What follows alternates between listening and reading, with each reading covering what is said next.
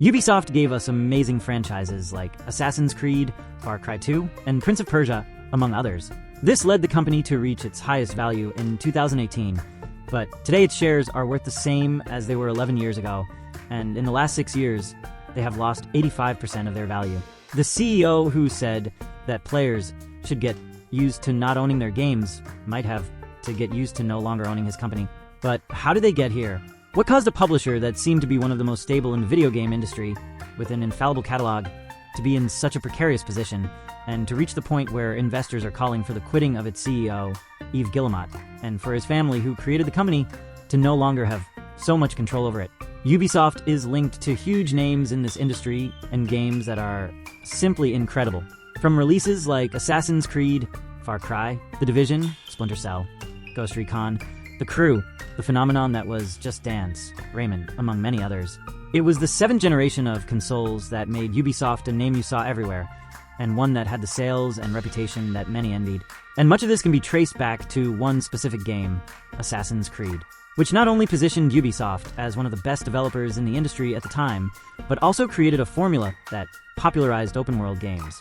Despite publishing good titles in the years prior to Assassin's Creed, it was this game that opened new and enormous doors for Ubisoft, helped it improve its design and development process, and of course, brought the confidence that if a game had the Ubisoft seal, it was probably a good game. Ubisoft soon began to capitalize on this.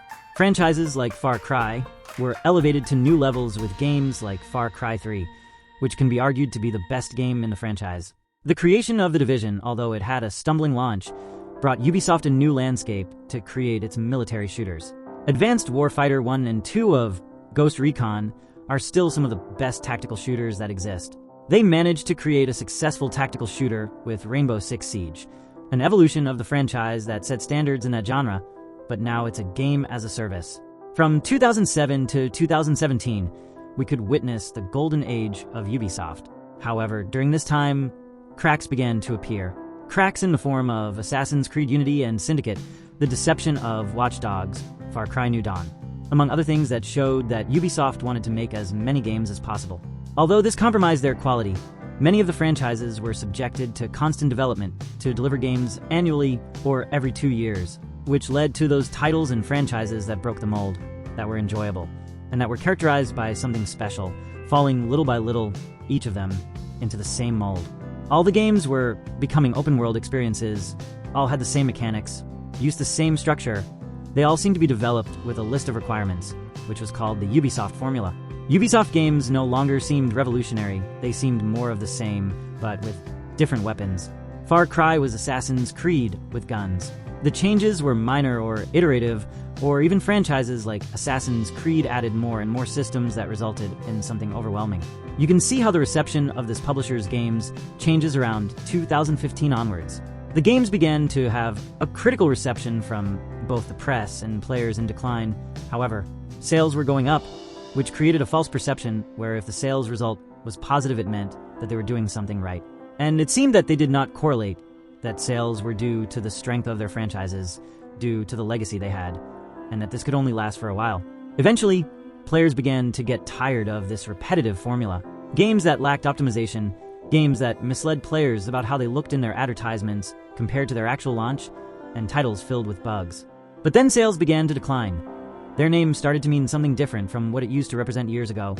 Games that were high quality, engaging, entertaining, and featured innovative mechanics turned into mediocre titles that were repetitive and followed a formula without deviation.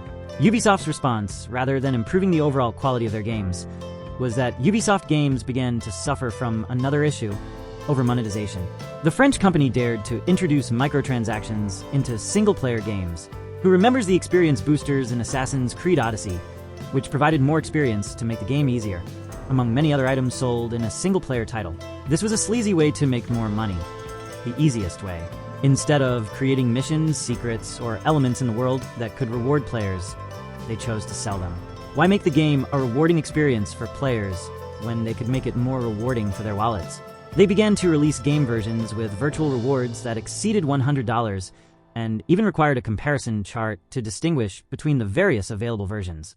Ghost Recon Breakpoint was a breaking point where you could see the lengths Ubisoft was willing to go to monetize. This title was perhaps the most overmonetized game I've seen from a AAA developer, or at least it was at that time, as it seemed that the entire development of the game, mechanics, gameplay, how to equip your character, and more, revolved around the possibility of players spending on microtransactions. This seemed like Ubisoft's experiment to see if they could take all their games to that level. It was a desperate effort to generate more money and meet the sky-high financial expectations that the company and its investors had for their products. All of this eventually led them to take a break, at least for a while, after doing what Ubisoft knows best, exploiting their franchises as much as possible. Ubisoft owns some of the most exploited franchises in the industry, so at one point, they decided to take a break and give more time to their main title, Assassin's Creed. This led to the trilogy of Origins, Odyssey, and Valhalla, which, despite the criticisms that can be directed at those titles, offered better experiences. However, Ubisoft seemed unable to shake off their formula, creating with Valhalla a game that is good but has an excessively long to-do list, taking up to 90 hours just to complete the story, which of course encourages players to buy experience boosters to shorten the grind. Even so, Ubisoft was showing signs that it could correct its course, albeit with extra monetization. During this time, we even saw a recovery in their stock prices, reflected in sales and investor confidence in the company. But 2020 turned out to be a year that would completely change the company's future and not in the direction they wanted. 2020 brought the world situations that no one expected. A pandemic, everyone stayed home, which resulted in more time to play video games, boosting game profits. The video game industry saw a massive increase in revenue. We witnessed the appearance of NFTs and the exposure of many questionable behaviors from some companies' management regarding work conditions. Ubisoft was involved in all three of these issues. Like several tech companies, Ubisoft believed that growth in the video game industry would continue after the pandemic and everyone returned to their jobs. And like many other companies, they based their sales projections, profits, and the number of games they needed to produce to meet those goals on the assumption that everything would remain the same. But then reality hit them, and not just them. People returned to work, stopped spending on things like video games, and shifted their spending back to transportation, food, and everything involved in leaving home for work. The time spent gaming also decreased, meaning their games now needed to meet targets set in a completely different context. Additionally, the bubble created by Ubisoft's formula burst. The audience began to grow tired of their predictable games. Each release seemed like more of the same, though credit must be given to Ubisoft for attempting to bring in new IPs or enter new genres. In the following years, they launched games like Hyperscape, Immortal Phoenix Rising, Rainbow Six Extraction, Riders Republic, Roller Champions, among other original ideas. However, each of these games ended up flopping. Some, like Immortal Phoenix Rising, lacked clear reasons for their failure, while others simply didn't offer anything different. Game after game, Ubisoft seemed to miss the mark and had no sales hits. The last successful title was perhaps Assassin's Creed Valhalla. Watch Dogs Legion was interesting in concept, but in execution, it turned out to be more of the same and sold less than previous entries in the franchise. Far Cry 6 suffered a similar fate. Brilliant proposals like Mario plus Rabbids Sparks of Hope failed to connect with players, selling poorly and causing its creator to leave the company after 25 years. They attempted to invest in NFTs, putting a significant amount of resources into creating NFTs and experimenting with all their games, particularly Ghost Recon Breakpoint, hoping to make thousands of dollars through trading these collectibles, which ultimately earned them less than $400. Ubisoft's Quartz was a total failure, and with these results, the company abandoned all its NFTs efforts. At the same time, they were working on several games. The one that seemed like it would last forever, Skull and Bones. But they also had X-Defiant, spin-offs from The Division, mobile games, and other projects. After a couple of years of poor results, Ubisoft began to see a rapid decline in its stock price. By the end of 2020 and the beginning of 2021, their shares were around $80. By late 2022, they had dropped to just $25, losing nearly 70% of their value over those 2 years, on top of a price that had already depreciated earlier. This led Ubisoft to start canceling projects and deciding to complete those that had taken years to develop, like Skull and Bones, while restructuring the company. The catalog of upcoming releases was soon significantly reduced. Ubisoft chose to cancel titles and focus on what was most profitable and on its best franchises. But what did this mean? Essentially, it meant continuing to exploit Assassin's Creed, announcing about 4 or 5 new titles, along with massive licensed games like Avatar and Star Wars. But before that, they were set to launch a game that had been announced 7 years prior, Skull and Bones. Yves Guillemot, the CEO of Ubisoft, stated that this was the industry's first quadruple A game. Whatever that nonsense means. After playing it, I imagine this label is based solely on the investment the game had, which must have been a colossal sum of money, as the results do not correlate at all with the quality of the game. Avatar: Frontiers of Pandora was essentially Far Cry with an Avatar skin, and it didn't sell well, since it was discounted just 2 weeks after its release. Assassin's Creed Mirage aimed to provide players with a classic Assassin's Creed experience, while incorporating several elements that weren't precisely traditional. The game had good sales and mixed reception, and it saw a slight improvement in Ubisoft's situation, but it wasn't enough to turn things around.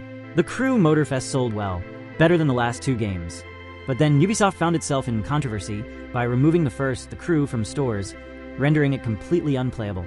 Assassin's Creed Nexus, the virtual reality game, was mentioned by the company's CEO as having fallen short of their sales expectations.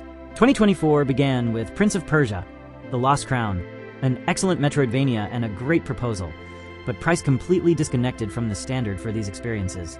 Beyond Good and Evil seems like it will never be fully developed, and as we get closer to the present day, Star Wars Outlaws disappointed in sales.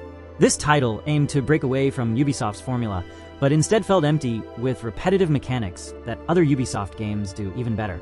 A game that identifies itself as Star Wars, but is fundamentally a compilation of elements we've already seen from the company, some not very well implemented.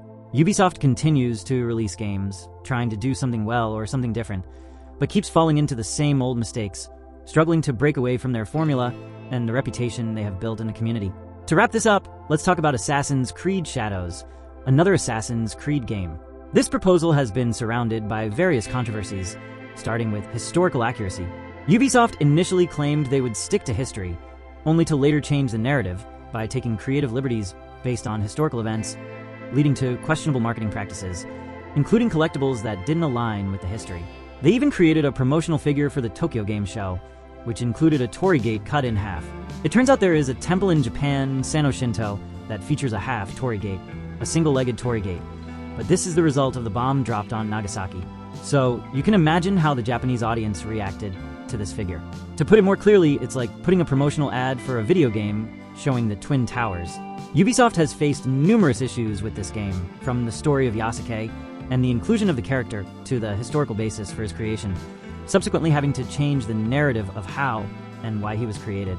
The game's promotions led to the company canceling its participation in the Tokyo Game Show, and it was reported that they also canceled press previews for Assassin's Creed Shadows, eventually delaying the game until February 14th, 2025, where it will face tough competition from well-known titles.